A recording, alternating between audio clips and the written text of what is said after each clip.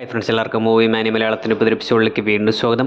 പ്രാവിൻകൂഴി shop എന്ന ചിത്രം കണ്ടതിന് ശേഷം എനിക്കതിൽ നിന്നും കണ്ടെത്താൻ സാധിച്ചിട്ടുള്ള കുറച്ച് കാര്യങ്ങളാണ് ഇന്നത്തെ എപ്പിസോഡിലൂടെ നിങ്ങളുമായി ഷെയർ ചെയ്യാനായി പോകുന്നത്. വീഡിയോയിലേക്ക് കിടക്കുന്നതിന് മുമ്പ് സോണി ലീവിലൂടെ OTT റിലീസ് ചെയ്തിട്ടുള്ള ഈ ചിത്രം നിങ്ങൾ കണ്ടിട്ടുണ്ടെന്ന് ഉറപ്പുവരുത്താൻ ശ്രമിക്കുക. ഇല്ലെങ്കിൽ ഇനി പറയാൻ പോകുന്ന എല്ലാ കാര്യങ്ങളും നിങ്ങൾക്ക് സ്പോയിലർ ആയിരിക്കും. സോ നമുക്ക് ഒട്ടും സമയം കളയണ്ട, നേരെ വീഡിയോയിലേക്ക് വരാം. ബാബു എന്ന ക്യാരക്ടറിനെ മെറിൻ്റെയും കണ്ണനും ഒരു കറുത്ത കയർ ഉപയോഗിച്ച് തൂക്കിക്കൊല്ലുന്നതായിട്ടാണ് കാണിക്കുന്നത്.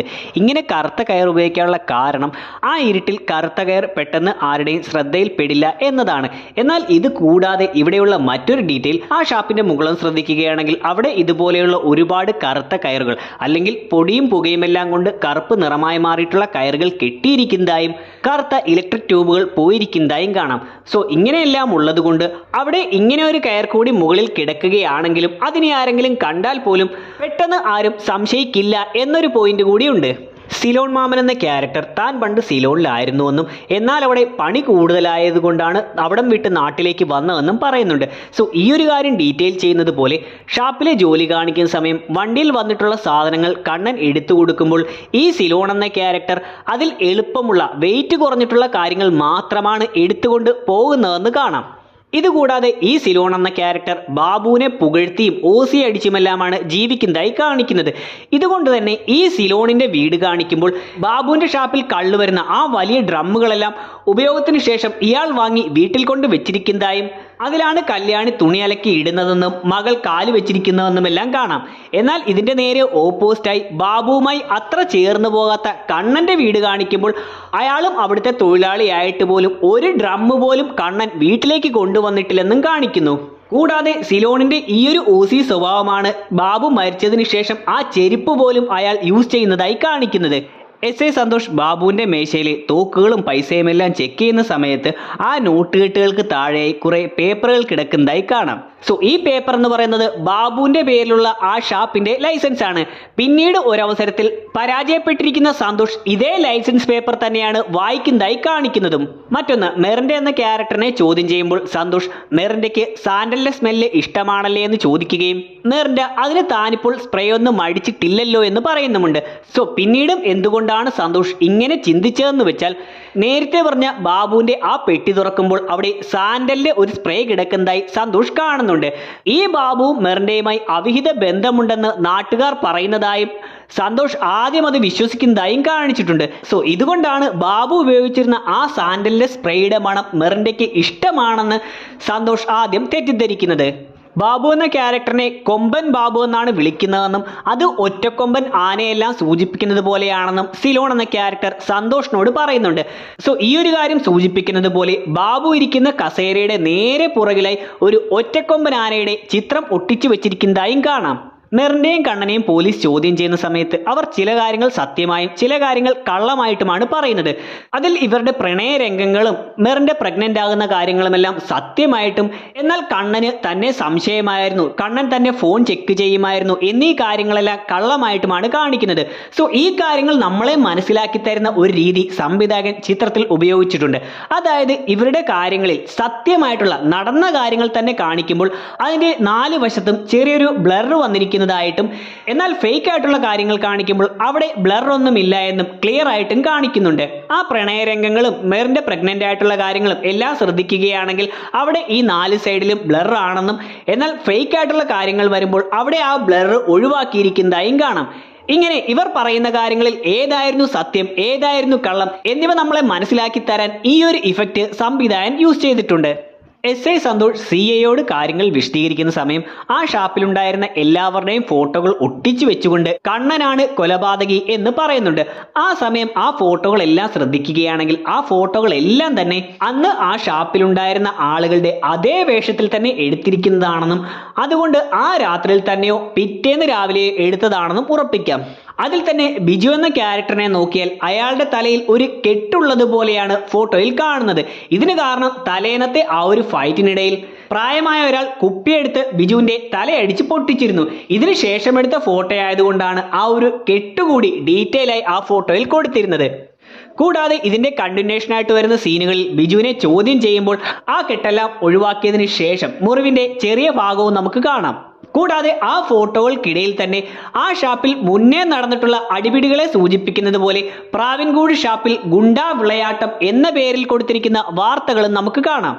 ചിത്രത്തിലെ സന്തോഷ് എന്ന SI ക്യാരക്ടറിന് ഷാപ്പുമായി ബന്ധപ്പെട്ട ഒരു ഫ്ലാഷ് ബാക്ക് ഉണ്ടെന്നും അതുകൊണ്ട് തന്നെ ഷാപ്പിൽ ഇൻവെസ്റ്റിഗേഷൻ നടത്തുന്നത് കുറച്ച് ബുദ്ധിമുട്ടാണെന്നെല്ലാം തുടക്കത്തിൽ പറയുന്നുണ്ട്.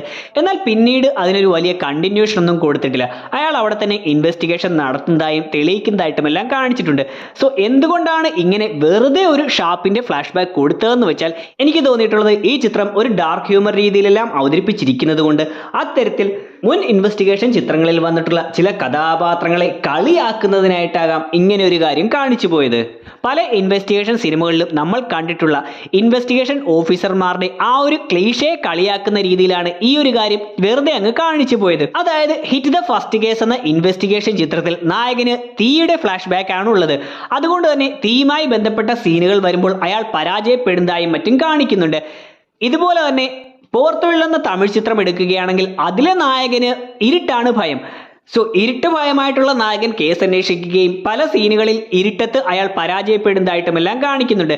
സോ ഇങ്ങനെ പല സിനിമകളിലും നമ്മൾ കണ്ടിട്ടുള്ള നായകന് ഒരു ഫ്ലാഷ് ബാക്ക് ഉണ്ടായിരിക്കുകയും അതുമായി ബന്ധപ്പെട്ട ഒരു കേസ് തന്നെ അയാൾ അന്വേഷിക്കേണ്ടി വരികയും അതിനിടയിൽ അയാൾ പരാജയപ്പെടുന്നത് പോലെയെല്ലാം കാണിക്കുന്നതിനെ കളിയാക്കുന്ന രീതിയിലാണ് ഇവിടെ ഇതിലെ നായകന് ഷാപ്പുമായി ബന്ധപ്പെട്ട രീതിയിൽ ഒരു ഫ്ലാഷ് ബാക്ക് ഉണ്ടെന്ന് വലിയ കണ്ടിന്യൂഷൻ ഒന്നും കൊടുക്കാതെ അങ്ങ് കാണിച്ചു പോയത്.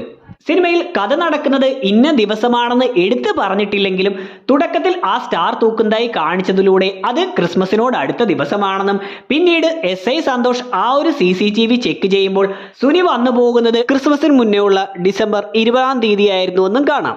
കണ്ണൻ മാജിക്കുകാരനായതുകൊണ്ട് തന്നെ കണ്ണന്റെ വീട്ടിൽ ആ മാജിക്കിനും മറ്റും ഉപയോഗിക്കുന്ന ഉപകരണങ്ങളും ബോക്സുകളും മറ്റും ഇരിക്കുന്നതായി കാണിച്ചിട്ടുണ്ട്. എന്നാൽ ഇത് കൂടാതെ അയാളുടെ വീട്ടിലെ ജനലിന്റെ കർട്ടൻ പോലും കാർഡുകളുടെ മറ്റും രൂപത്തിലാണ് കൊടുത്തിരിക്കുന്നതെന്ന് കാണാം. ആ പ്രാവൻകൂടി ഷാപ്പിനകത്ത് എപ്പോഴും പ്രാവുകൾ താമസിക്കുന്നതായി കാണിച്ചിട്ടുണ്ട്. ഇതുകൊണ്ട് തന്നെ ബാബു മരിച്ച് കുറച്ച് ദിവസങ്ങൾക്ക് ശേഷം കണ്ണനും സുനിയും കൂടി അതിന്റെ സത്യാവസ്ഥ അറിയാൻ വേണ്ടി ആ ഷാപ്പിനകത്ത് കയറുമ്പോൾ അത്രയും ദിവസം ആളനക്കമില്ലാതെ അത് അടഞ്ഞു കിടന്നതുകൊണ്ട് ബാബു ഇരിക്കുന്ന കസേരയിലും ടേബിളിലുമെല്ലാം പ്രാവുകൾ കാഷ്ടിച്ചത് വൃത്തിയാക്കാതെ ഇട്ടിരിക്കുന്നതായി കാണാം. മെറിന്റെ തന്റെ വീടിന്റെ കതക് ആരോ വന്ന് പൊളിച്ചുവെന്ന് പറയുമ്പോൾ സന്തോഷ് വന്നുകൊണ്ട് ഇത്രയും ഉയരത്തിൽ വെട്ടണമെങ്കിൽ 6 അടി ഉയരമുള്ള കൈക്കരുത്തുള്ള ആരോ ആണ് അത് ചെയ്തതെന്ന് പറയുന്നുണ്ട്. ഉയരത്തിൽ ആഞ്ഞു വെട്ടിയിരിക്കുകയാണ്. അതായത് 6 അടിയോളം പൊക്കമുള്ള ശക്തനായിട്ടുള്ള ഒരാൾ. എന്നാൽ പിന്നീട് ഉയരക്കുറവുള്ള കണ്ണനാണ് അത് ചെയ്തതെന്ന് കാണിക്കുന്നുണ്ട്. ഇതിന്റെ കാരണം ചിത്രത്തിന്റെ തുടക്കത്തിൽ തന്നെ കണ്ണൻ സന്തോഷിനെ തന്റെ കൈ കണ്ടോ താൻ എല്ലാ പണികളും ചെയ്തിട്ടുള്ളതാണ് എന്ന് പറയുന്നുണ്ട്. ആ സമയം കണ്ണന്റെ കയ്യിൽ ഒരുപാട് പണിയെടുത്തതിന്റെ കൈത്തഴമ്പ് നമുക്ക് കാണാം. സോ അത്രയും കരുത്തുള്ളത് കൊണ്ടാണ് ഉയരക്കുറവായിരുന്നിട്ട് പോലും കണ്ണന് അത്രയും ഉയരത്തിൽ ആഞ്ഞു വെട്ടി ആ പാടുകൾ സൃഷ്ടിക്കാൻ സാധിച്ചത്.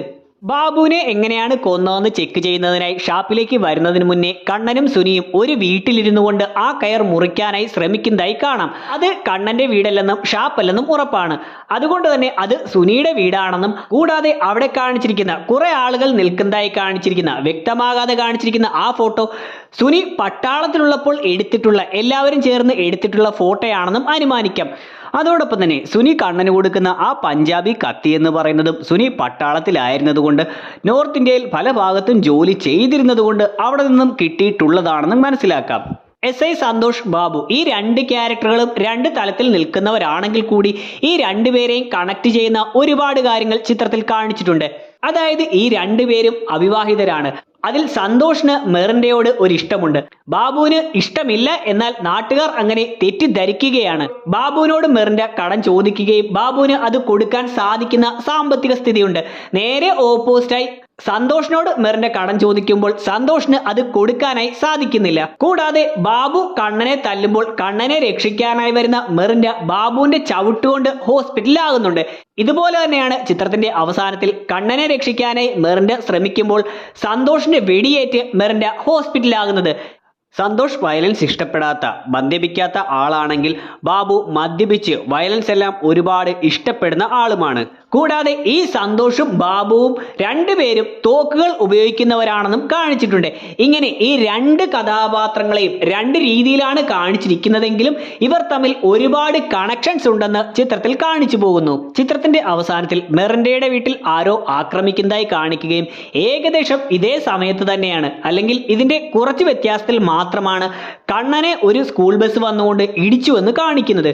എന്നാൽ സിനിമയുടെ അവസാനത്തിൽ ഈ രണ്ട് കാര്യങ്ങളും നടന്നതല്ല എന്നും കണ്ണൻ തന്നെയാണ് മിറിൻഡയുടെ വീട്ടിൽ വാതിൽ പൊളിച്ചതെന്നും പിന്നീട് വണ്ടി തനിയെ താഴേക്ക് ഇട്ടതെന്നും കാണിക്കുന്നുണ്ട്. സോ അങ്ങനെ നോക്കുമ്പോൾ എങ്ങനെയാണ് ഈ രണ്ട് സ്ഥലത്തും കണ്ണന് അതിവേഗത്തിൽ എത്താൻ പറ്റിയത്, അല്ലെങ്കിൽ ഏകദേശം ഒരേ സമയത്ത് തന്നെ രണ്ട് സ്ഥലത്തും എത്താൻ പറ്റിയത് എന്നൊരു ചോദ്യമുണ്ട്. ഇതിന്റെ ഉത്തരവും അവസാന സീനുകളിൽ തന്നെ കാണിക്കുന്നുണ്ട്. അതായത് തന്നെ ബസ്സിടിച്ച് വീഴ്ത്തിയെന്ന് കണ്ണൻ സുനിയോട് പറഞ്ഞതിന് ശേഷം ആ ഒരു കമ്മ്യൂണിസ്റ്റ് പച്ചയുടെയോ മറ്റോ ഇലയുടെ നീരെടുത്തുകൊണ്ട് സുനി കണ്ണന് വെച്ചു കൊടുക്കുമ്പോൾ നേരെ ബാക്ക്ഗ്രൗണ്ടിലേക്ക് ക്യാമറ പോകുമ്പോൾ അതിലേക്കൂടെ പോകുന്ന സന്തോഷിന്റെ വണ്ടി നമുക്ക് കാണാം. ഒന്നും നോക്കാനില്ല.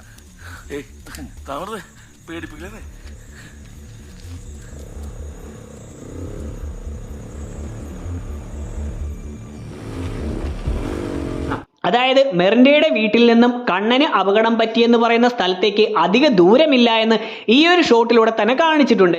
സോ അങ്ങനെ നോക്കുമ്പോൾ മിറിൻഡയുടെ വീടിന്റെ വാതിൽ പൊളിച്ചതിന് ശേഷം വേഗം കണ്ണൻ ഈ ഒരു വഴി ഇവിടേക്ക് വന്ന് വണ്ടി താഴെ ഇട്ടതാണെന്നും അതുകൊണ്ടാണ് ഈ രണ്ട് സംഭവങ്ങളും അടുത്തടുത്ത് നടക്കുന്ന രണ്ട് സംഭവങ്ങളിലും കണ്ണന്റെ സാന്നിധ്യം വന്നതെന്നും മനസ്സിലാക്കാം. ഇനി അവസാനമായിട്ടുള്ള ചോദ്യം, സന്തോഷിന് മിറിൻഡയാണ് ബാബുവിനെ കൊന്നത് എന്നത് മനസ്സിലായോ ഇല്ലയോ എന്നുള്ളതാണ്. ചിത്രത്തിന്റെ അവസാനത്തിൽ അത് പ്രേക്ഷകന് വിട്ടുകൊടുക്കുന്ന രീതിയിലാണ് കാണിച്ചിരിക്കുന്നത്. സോ ഇതിൽ നിന്നും എനിക്ക് തോന്നിയിട്ടുള്ളത് തീർച്ചയായിട്ടും മറ്റുള്ളവരിൽ നിന്നും വളരെ ചെറിയ കാര്യങ്ങൾ പോലും സന്തോഷ് കണ്ടെത്തി മനസ്സിലാക്കുന്നത് കൊണ്ട് അത്തരത്തിൽ ഒരുപക്ഷെ മിറിൻഡയുടെ രഹസ്യവും സന്തോഷ് മനസ്സിലാക്കുകയും എന്നാൽ ഇവരിങ്ങനെ ചെയ്യാനുള്ള കാരണം ബാബു കാരണം മിറിൻഡയുടെയും കണ്ണന്റെയും കുഞ്ഞ് നഷ്ടപ്പെട്ടതാണ് എന്നുള്ളത് കൊണ്ട് മിറിൻഡയെ അറസ്റ്റ് ചെയ്യണ്ട എന്ന് കരുതിയിട്ടാകാം. കൂടാതെ തന്നെ പോലെ തന്നെ മിറിൻഡയുടെ ജീവിതത്തിലും ചെറുപ്പത്തിൽ തന്നെ ഒരു ദുരന്തം സംഭവിച്ച് മാതാവോ പിതാവോ ആത്മഹത്യ ചെയ്തിട്ടുള്ളതുമാണ്. സോ ഈ ഒരു സെന്റിമെന്റ്സും സന്തോഷിന് മിറിൻഡയോട് തോന്നിയിരിക്കാം.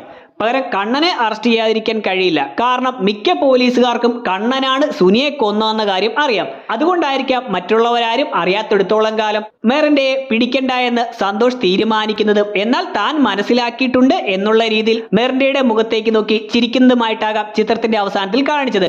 സോ എന്താണ് ഇതിനെപ്പറ്റിയുള്ള നിങ്ങളുടെ അഭിപ്രായമെന്ന് തീർച്ചയായിട്ടും കമന്റ് സെക്ഷൻ ഉൾപ്പെടുത്തുക. വീഡിയോയുടെ അവസാനിക്കുകയാണ്. വീഡിയോ നിങ്ങൾക്ക് ഇഷ്ടമായിട്ടുണ്ടെങ്കിൽ ലൈക്ക് ചെയ്യാനും ഷെയർ ചെയ്യാനും സബ്സ്ക്രൈബ് ചെയ്യാനും ശ്രമിക്കുക. ഇതുപോലെ നിങ്ങൾക്ക് കണ്ടെത്താൻ സാധിക്കുന്ന കാര്യങ്ങളും തീർച്ചയായിട്ടും വീഡിയോയുടെ കമന്റ് സെക്ഷൻ ഉൾപ്പെടുത്തുക. നമുക്ക് അടുത്ത എപ്പിസോഡിലൂടെ കാണാം. അതുവരെ ബൈ.